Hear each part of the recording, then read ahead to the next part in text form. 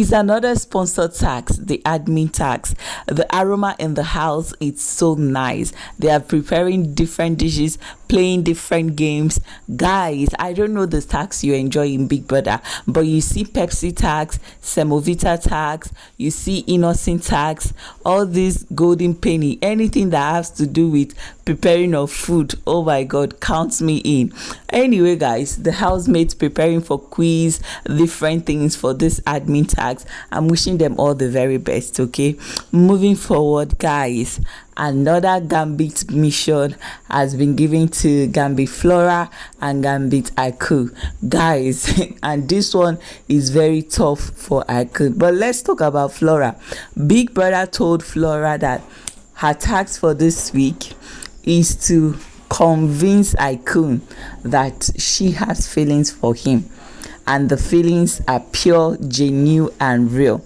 She had to make it real without telling AIKOU that she is the Gambit. Moreover, it's like AIKOU has known that FLORA is the second Gambit, but FLORA don't know that AIKOU is Gambit. You understand? So she is to convince him that, tell him that, oh, she love him, she want them to ship in the house and all.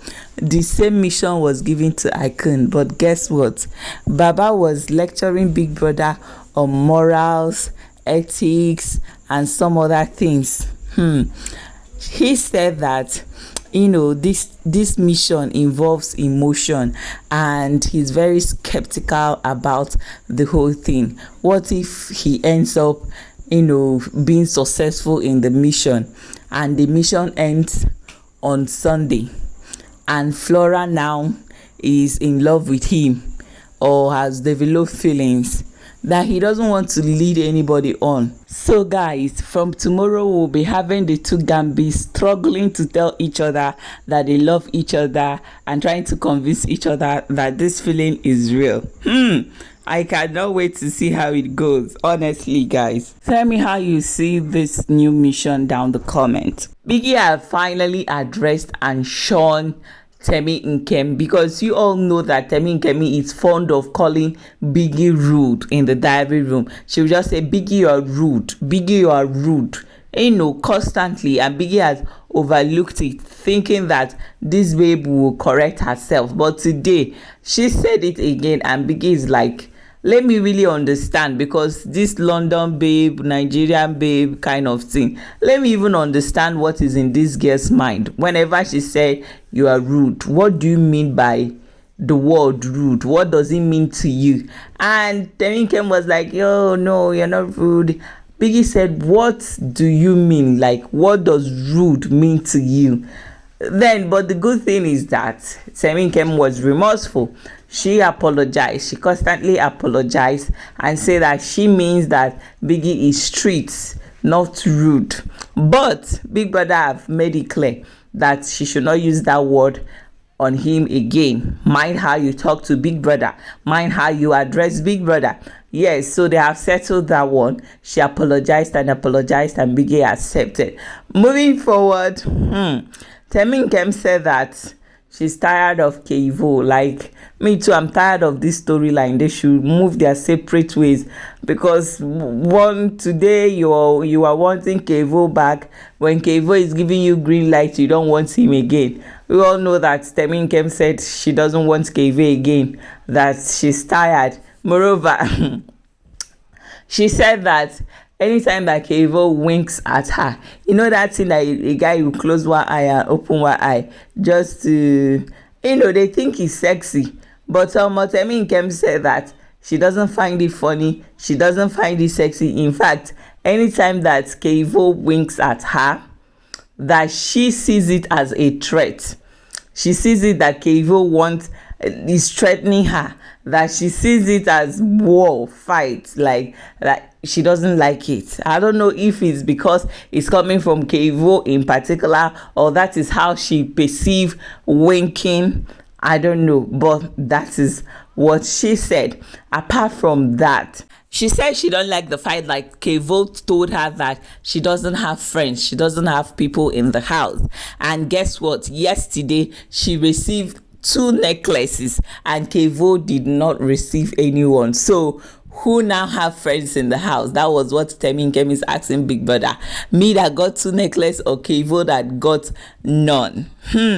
Anyway, Tami and Ko said that Kevo is moving from one person to the another, moving here and there, and has no like genuine or strong connection with any housemate at all. But she keeps her circle very small and tight and genuine, and that was why she got 2 necklaces. Guess what, guys?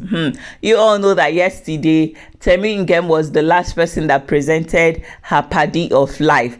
She could have presented that necklace to Shiva, but that was a payback for Shiva not saving her on Monday. Remember, Shiva saved Goddessa and Bluetopia. So that was a payback. She was just being petty. Why didn't Shiva save her? Anyway, you have seen what friendship is turning into in Big Brother's house. Everybody's being petty, strategic. Everybody's being emotional, sentimental. But it is the game. Everybody's playing it as they feel it is right at the moment. But honestly, even Goddessa that saved her on Monday, I feel like if Goddessa and Araga were in talking terms and still very tight, I don't think Goddessa could have saved her. I think Goddessa would choose Araga and Shiba. You understand? But I don't know. Moving forward, Onyi also revealed a lot. Onyi called Belle an instigator.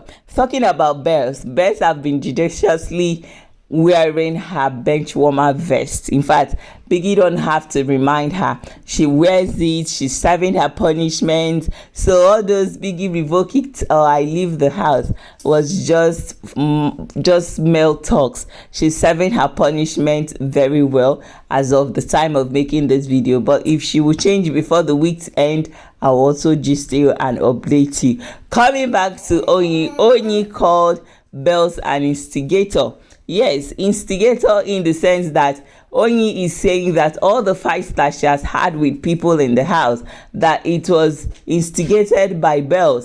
That Belle will tell her wrong information about housemates and she will end up fighting with those housemates. Recurring Mercedes own that it was Belle that gave Mercedes, that told her that Mercedes called her one name like that. That had it been she did not approach Mercedes, that she couldn't have discovered. And she forgot about that incident and forgot that Belle is an instigator. And she is saying that all the fight that she has had with the HOH Chisom Chuks was instigated by Belle. That Belle gives her wrong information, says things that the housemaid did not say, and she will end up fighting them. She will tell her, Belle will tell Onyi a different thing and tell Chisom Chuks a different thing, and they will end up clashing. But Onyi told Big Brother that thank God she had a conversation with Chisom Chuks and discovered that it was Belle that have been instigating their fight, even the pouring of water on the bed, the garden fight, many of the fights.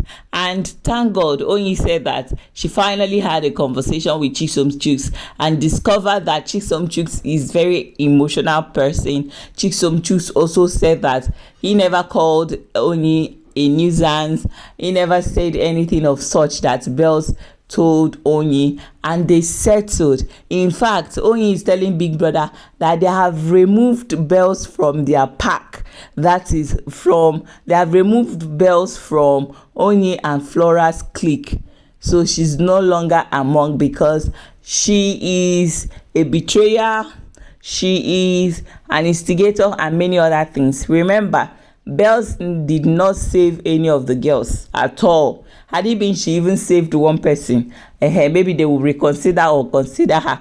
But she did not save anybody. She went to save the guys. So she's not through to Onyi and FLORA. That is what they feel. Yes. And guess what too? Onyi and FLORA did not even save Belle in the first place. They saved themselves and some of other of their friends. So I think it's 1-1. Anyway, moving forward, interesting conversation, interesting things are happening in the house. In case you did not see Nomi's painting on her face, do you know Chisom Chooks told Abby that Nomi is waiting for her to come and do her painting, and they agreed that today everybody would do their painting by themselves, and Nomi was waiting for Abby to come and do her painting. I think Nomi has this habit of wanting people to do stuff that she cannot do for them. You know, she cannot be there for the people that she sees or calls friends, but she wants those friends to be there at her beck and call. Anyway, that's one-sided, right? See you in the comment section.